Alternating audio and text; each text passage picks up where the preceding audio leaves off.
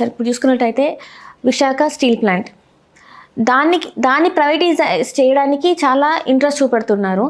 ప్రభుత్వ ఆధీనంలో ఉన్న దానికి ఎట్లాంటి గనుల గురించి మాట్లాడట్లేదు. కానీ ప్రైవేట్ వ్యక్తులు వచ్చి ఇక్కడ గనులు పెడుతుంటే వాటికి మాత్రం పర్మిషన్స్ నిధులు అన్నీ కూడా చేసేస్తుంది గవర్నమెంట్. అండ్ దాని గురించి చాలా గొప్పగా చెప్పుకుంటుంది. దీన్ని ఎట్లా చూడాలంటారు? ఇక్కడ ఒకటి, జగన్మోహన్ రెడ్డి గారి టెన్యూర్లో వైజాగ్ స్టీల్ ప్లాంట్కి వచ్చిన ఉపద్రవం ఎక్కడ ఏమీ లేదు. తర్వాత గౌరవ ప్రధానమంత్రి గారి సమక్షంలో, ప్రజల సమక్షంలో జగన్మోహన్ రెడ్డి గారు దీన్ని ఎలాగైనా మేము కాపాడుకోవాలని చెప్పుకున్న ఉదంతం కూడా మనందరం చాలాసార్లు విశ్లేషించుకున్నాం. తర్వాత 2022లో దావూస్ పర్యటనలో ఈ నవీన్ మిట్టల్ గారితో, లక్ష్మీ మిట్టల్ గారితో అనుకుంటా, ఈ సంబంధించిన కంపెనీకి సంబంధించింది అనకాపల్లి పరిసర ప్రాంతంలో అగ్రిమెంట్ అయింది. That is memorandum of understanding. అది నేను ఎప్పటి నుంచో చెప్తున్నాను, 2014 నుంచి 19 దాకా సిఏ సమ్మిట్లు, దావోస్లు ఇవన్నీ over period of time execute అవుతూనే ఉన్నాయి. బట్ ఇది ఎవరు టెన్యూర్లో అయింది అన్నది మాత్రం ప్రజలకి తెలియాలి. మనం తెలియజేయకపోయినా మెట్ల గారు నేను ట్వీట్లో చాలా క్లియర్గా చెప్పారు, the times happen to be Jaganmohan Reddy is our chief minister and all, and ఆయనతో కుదిరిన ఒప్పందం అన్నది చెప్పిన. నేను అనితమ్మ గారి స్టేజ్ మీద గొల్లు ఎట్టుకుని మా తమ్ముడు లోకేష్ తీసుకొచ్చాడు ఇండస్ట్రీ అంటే, ఇండస్ట్రీస్ మినిస్టర్ ఆల్రెడీ భరత్ గారు ఉన్నారు. ఐటీకి సంబంధించింది అయితే ఈయన క్రెడిట్ తీసుకోవచ్చు, భరత్ గారికి కూడా క్రెడిట్ ఇవ్వకుండా what is this? Industries minister అయినా కదా, టీజీ భరత్ గారే కదా. సో ఇవన్నీ గమనిస్తున్నారు ప్రజలు.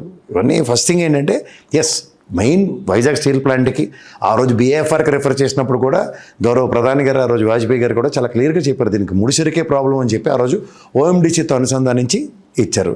లాంగెస్ట్ టెన్యూర్ ముఖ్యమంత్రిగా ఉన్న చంద్రబాబు నాయుడు గారు ఆయనలోనే దాన్ని తీసుకెళ్ళి ఓఎండీసీకి అనుసంధానించిన తర్వాత దీనికి ముడిసరికి ఎక్కడి నుంచి తీసుకురావాలి అన్న దాని మీద ఈయన కార్యాచరణ లేకపోతే మరి విజనరీ లీడర్ అని ఏ ప్రాతిపదికగా చెప్తున్నాడు ఆయన?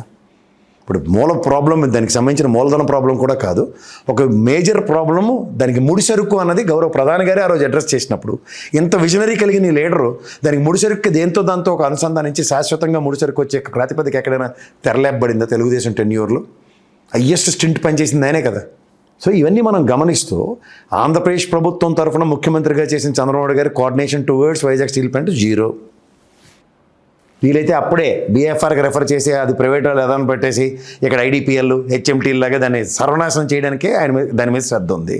అధికారం ఉన్నప్పుడు ఇంకా దాని మీద ఉధృతంగా పనిచేస్తూ ఈసారి కార్యాచరణ కూడా రచించేశారు. పైపించి 40 విభాగాలు పైచే ఆల్చీలకు ఆల్రెడీ ప్రైవేటీకరించారు. 6-8 వేల మందిని ఆల్రెడీ తొలగించబడ్డారు. లక్షలాది ప్రైవేట్ కార్మికులు పనిచేస్తున్న దగ్గర వాళ్ళకి ఉపాధికే కరువు అయ్యే పరిస్థితి వస్తుంది. దగ్గర ఇవాళ లక్ష్మీ మిట్టల్ గారు పెడుతున్న ఈ స్టీల్ ప్లాంట్ని ఖచ్చితంగా ఆస్వాదించాలి, ఆహ్వానించాలి. ఎందుకంటే ప్రైవేట్ సెక్టర్లో వాళ్ళు they know how to buy their raw material and వాళ్ళు కోఆర్డినేషన్స్ చేసుకుంటారు, వాళ్ళు ప్రైవేట్ వెహికల్స్ వాళ్ళు తెచ్చుకుంటారు. That is their headache. ఇప్పుడు పక్కన కోతవేడి దూరంలో ఉన్న ప్రైవేట్ సెక్టర్ కాకుండా పబ్లిక్ సెక్టర్ ఉన్న ఈ స్టీల్ ప్లాంట్ని ఆంధ్రప్రదేశ్ ప్రభుత్వ పరంగా పరిరక్షించడానికి మీ దగ్గర కార్యాచరణ ఏది? శూన్యం. చేతకాని వాళ్ళకి పౌరుషాలు ఎక్కువ ఉన్నట్టు ఆ రోజు పౌరుషం మాటలు ఎందుకు మాట్లాడారు మీరు, పవన్ కళ్యాణ్? ఈ పౌరుషం పకోడీ కబుర్లు అధికారం రాగానే దీన్ని పరిరక్షిస్తామని చెప్పి ఇదేదో నీళ్లు తీర్థం నీళ్లు నువ్వులు వదిలేసినట్టు వదిలేస్తున్నారు దాన్ని. ఇదేనా బాధ్యత? నిన్న మీరు ఎగేసుకుని పోయిన దగ్గర కోతవేడి దూరంలో కార్మికులు ఉన్నారు. ఎక్కడైనా పాసిఫికేషన్స్ దగ్గరలోకి వెళ్ళారా? సంవత్సరాల తరబడి దగ్గర 2 సంవత్సరాలు బట్టి ఉద్యమంలో ఉన్నారు వాళ్ళు. ఏమైనా కనబడుతుందా? ఇదేనా ప్రభుత్వ పనితీరు? ఇదేనా ప్రజాస్వామ్యం? ప్రజల కోసం, ప్రజల చేత, ప్రజల వల్ల కొరకు అనే ఎబ్రివేషన్లో సతమతం అవుతుంది ప్రజలే కదా. చాలా విడ్డూరంగా ఉంది, చాలా వైవిధ్యభరితంగా ఉంది. క్రెడిట్ చోరీ అని వాళ్ళు మొత్తుకోవడానికి సరిపోయింది. మీరు అయితే అంతకు తగ్గ పనులు చేసుకుంటూ ముందుకెళ్తున్నారు. పునాదిరాయికే అడావిడి. ఇక్కడ కళ్ళ ముందు జిందాలు జమ్మమడుగులో పెట్టారు. ఏమైంది అది? ఊరికి అడావులు తప్ప ఏమైంది? ఎగ్జిక్యూషన్స్కి వచ్చారు కల్లా ప్రభుత్వాల మార్పులు, తర్వాత వాళ్ళ గడ్డలకి పెడుతున్నారు. వాళ్ళ తీరు తెన్ను లేకుండా జిందాలో ఉన్నకాడికి పోయాడు. అక్కడ విజయనగరం, వైజాగ్, శ్రీకాకుళం పరిసర ప్రాంతంలో అట్లీస్ట్ 200 మందికి ఉపాధి కల్పించేది కూడా ఎత్తుకుపోయారు. ఊరికే జగన్మోహన్ రెడ్డి మీద పడి ఏడ్చుకుని ఎన్నాళ్ళు కాలక్షేపాలు చేస్తారు, చేసుకోండి. అంటే ఇప్పుడు ఇదే పవన్ కళ్యాణ్ గారు, చంద్రబాబు నాయుడు గారు జగన్మోహన్ రెడ్డియే ప్రైవేటైజ్ చేస్తున్నారు అని చెప్పేసి మాట్లాడారు. మేము వస్తే ఖచ్చితంగా దాన్ని ఆపేస్తాం, ఇప్పుడున్న సమస్యలన్నీ తీసేస్తామని చెప్పేసి వీళ్ళే ఈరోజు మళ్ళీ వీళ్ళే వెళ్ళి దాన్ని ఇట్లా చేసేసారు. ఇంకా కంచె చేను వేస్తే సామెత చదవలేదు చిన్నప్పుడు. ప్రజాస్వామ్యంలో మనం ప్రతిష్ఠించుకున్న ప్రజాప్రతినిధులే మననే భక్షించే వాళ్ళు అయినప్పుడు ఏం చేస్తారు మీరు? మనం ఏం చేయలేము. అదే వాళ్ళ ధైర్యం. ఇంకా అంతేనా? మనం నీళ్ళు వదిలేసుకోవడమే. లేదంటే ఆ రోజు అమృతరావు గారి స్ఫూర్తితో ప్రజల వెలుగు రావాలి బయటికి. 3 ఉత్తరాంధ్ర ప్రజలు మొత్తం అందరూ రోడ్డు మీదకి వచ్చి నిరసనలు తయారు చేసుకుంటూ ఉంటే దానికి సెగ తగలాలి కేంద్ర ప్రభుత్వానికి. అలా ఇప్పుడు కంచాలు కొట్టమంటే కొట్టారు కదా ఎర్రిమాలో కల్లాగా. ఇప్పుడు రండి స్టీల్ ప్లాంట్ కోసం రోజు కొవ్వొత్తులు ర్యాలీ చేయండి, రోజు ఇంటి ముందుకు వచ్చి నిరసన తెలియజేయండి. ఒక స్పెసిఫిక్ టైం పెట్టుకుని మొత్తం ఉత్తరాంధ్ర ప్రజలందరూ రోడ్డు మీదకి ఒక్కసారి వచ్చి ఇంటి ముందుకు వచ్చి ఈ పర్టికులర్ టైంలో 5 నిమిషాలు నిరసన తెలియజేసి లోపలికి వెళ్ళండి. లేదంటే రోడ్ల మీద ఎక్కడైనా ఈ 6 o'clock in the evening or 5 o'clock in the evening 5 నిమిషాలు 2 నిమిషాలు నిరసన తెలియజేసి చూడండి. ఎవరి కోసం దిగిరారో చూద్దాం. వాళ్ళ హక్కుల కోసం పోరాడుతూనే చంద్రబాబు నాయుడు గారు అన్నారు ఏమైనా వైట్ ఎలిఫెంట్ మీరు అట్లా కూర్చొని మాట్లాడితే మీకు ఎక్కడ నుంచి అందుకే సార్ వైట్ ఎలిఫెంట్ లేకపోతే బ్లూ ఎలిఫెంట్ మేము చూసుకుంటాం, లేకపోతే నల్ల ఎలిఫెంట్ అని మాకు తెలుసు. మీరు వైట్ ఎలిఫెంట్ మీరు స్టేట్ పరంగా మీరు ఏం చేస్తారో మాకు తెలుసు. ఏమీ చేయట్లేదు కాబట్టి అది వైట్ ఎలిఫెంట్ని ఎలా కాపాడుకోవాలో మాకు తెలుసు అని ఒక ఉద్యమం తీసుకురమ్మనండి. ప్రజల్లోకి రమ్మనండి, రోడ్డు మీదకి ప్రజల్ని. ప్రజానాయకులతో మీకు ఏం కావట్లేదు, ఒక చేతగానే ఇవ్వండి. పర్టికులర్ స్పెసిఫిక్ టైంలో వారానికి 3 రోజులు స్తంభింపజేయండి 2 నిమిషాలు. ఉత్తరాంధ్ర ప్రజలందరూ రోడ్డు మీద ఒకసారి కనబడితే ఎలా ఉంటుంది, ఇంటి ముందుకు వచ్చి నిలబడితే ఎలా ఉంటుంది. ఎంతోమంది ఆ విశాఖ దాని గురించి పాటుపడ్డారు, ప్రాణ త్యాగాలు కూడా చేశారు సార్. 32 మంది ప్రాణాలు పోయి అమృతరావు గారి ప్రాణ త్యాగం, చలపతిరావు గారి త్యాగంతో ఏర్పడిన కంపెనీ అది. దాని గురించి ఆ 32 మందిలో తెలంగాణ యోధులు కూడా ఉన్నారు. అవును సార్. దాని గురించి అది సమైక్య రాష్ట్రంలో ప్రజల కృషితో సాధించుకుంది. ఈలారమ్మ ఈ పకోడీ నాయకులు చాలా ఈజీగా మాట్లాడేస్తుంది, దాని మీద గివప్ ఇచ్చేస్తున్నారు. వీళ్ళకి చేత కాదు, పుట్టుకతోనే వీళ్ళకి చేత కాదు. అన్నీ ఈ ప్రభుత్వ పరమైన వ్యవస్థల్ని భ్రష్టు పట్టించడమే తెలుగుదేశం చేయం.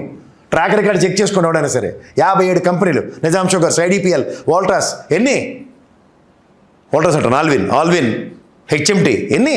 దాంతోపాటు ఇప్పుడు ఇది కూడా కలిపేసి ఇది కూడా స్వాహా. ఇది ఖచ్చితంగా అదే. ఇప్పుడు ఎప్పుడైతే దీన్ని ప్రజల ఆస్తిని ప్రజలే రక్షించుకోవాలన్న కొత్త నినాదానికి ఈ ప్రజాస్వామ్యంలో ఈ ప్రజాప్రభుత్వం కొత్త తీరుతెన్ను ప్రదర్శిస్తుంది. ఈ తీరుతెన్నుకి ప్రజలే ఆ రోజు కూడా కాంగ్రెస్ ప్రభుత్వం మెడలు ఉంచి 1970 దశకంలో వైజాగ్ స్టీల్ ప్లాంట్కి కూడా ప్రజా సమూహాలతోనే సాధించుకున్నాం అమృతరావు గారి స్ఫూర్తితో. ఇదే మళ్ళీ పునరావృతం అవ్వాలంటే అమృతరావు లాంటి మహానుభావుడు కూడా ఆంధ్రప్రదేశ్లోనూ ముఖ్యంగా ఉత్తరాంధ్రలో ఆవిర్భవించాలి. నేను చెప్తున్నాను కదా, ఇది నిరసన సెగ తగిలితేనే కానీ దాని యొక్క ఔన్నత్యం పరిరక్షించబడట్లేదు. అంటే నిరసన సెగ అంటే మీరు క్యాండిల్ ర్యాలీ ఇలా అంటున్నారు. క్యాండిల్ ర్యాలీ అన్నాం. స్పెసిఫిక్ టైంలో ఇంటి బయటికి రండి, ఒక్కొక్కడు జస్ట్ నిలబడండి. ఎంటైర్ ఉత్తరాంధ్ర రోజుకొకడు particular 6 o'clock, 5 o'clock, 4 o'clock any time road మీద 2 నిమిషాలు స్తంభింపజేయండి. ఏడపోతారు వీళ్ళు. కలెక్టర్ కార్యాలయంకి వెళ్ళి టైంలో 2 నిమిషాలు కలెక్టర్ ఆఫీస్ని శ్రీకాకుళం, వైజాగ్, విజయనగరం స్తంభింపజేయండి. స్పీకర్ బయటికి వెళ్ళి టైంలో 2 నిమిషాలు స్తంభింపజేయండి. ఎక్కడున్న వాళ్ళు బళ్ళు స్టాండ్లు వేయండి, అంతే. ఏం చెయ్యొద్దు. జరుగుద్దంటారా సార్? ఎందుకు జరగదమ్మా? ఈ ప్రజా ఉద్యమంతోనే కదా వైజాగ్ స్టీల్ ప్లాంట్ సాధించుకున్నాం. నిరసన అంటే దానికి వక్ర మార్గాలు నేను చెప్పట్లేదు. ఖచ్చితంగా నీ డిసెంట్ తెలియజేయండి.